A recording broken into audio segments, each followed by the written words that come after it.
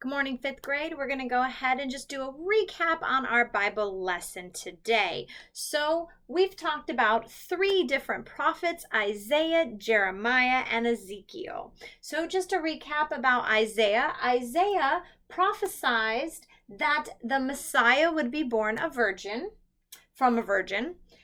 He also saw a vision that the Lord was seated on the throne. He also prophesied that Christ would make us white as snow. Remember when he cleanses us from our sin. And he responded to the Lord when he called him to be a prophet, as here I am, send me. And in the same vision as the one where he saw the Lord seated on the throne, he also saw an angel take a live coal and touch his lips to clean his mouth cleansely so that he could then go ahead and tell God's word to the people. That is Isaiah. Jeremiah. The Lord knew Jeremiah before he was even in his mother's womb, and he told him that.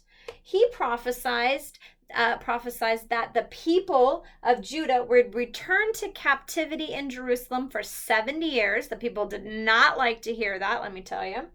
And God told him that he would put the words he needed in his mouth because he thought he was too young. Then you have Ezekiel. Ezekiel repeated this phrase, and it said 47 times in the book of Ezekiel it was said, but he repeated this phrase more than any other prophet, and that is the word of the Lord came to me. The word of the Lord came to me. Okay, God also did put his words in the mouth of Ezekiel as he said he would. So remember, God uses prophets to go ahead and share his word to get the people to turn back to him in the time of them falling away from him. And this is our Bible lesson for today. Don't forget to review your memory verses. That way you can go ahead and do your reflection quiz tomorrow.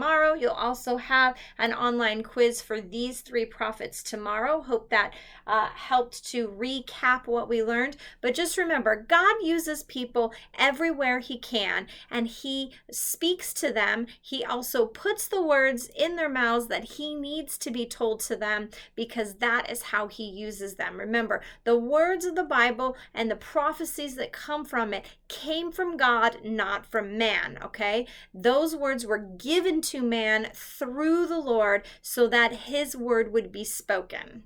Okay, hope you guys enjoyed Bible Lesson 30 about learning about three of the prophets, and I'll see you next time for Bible next week.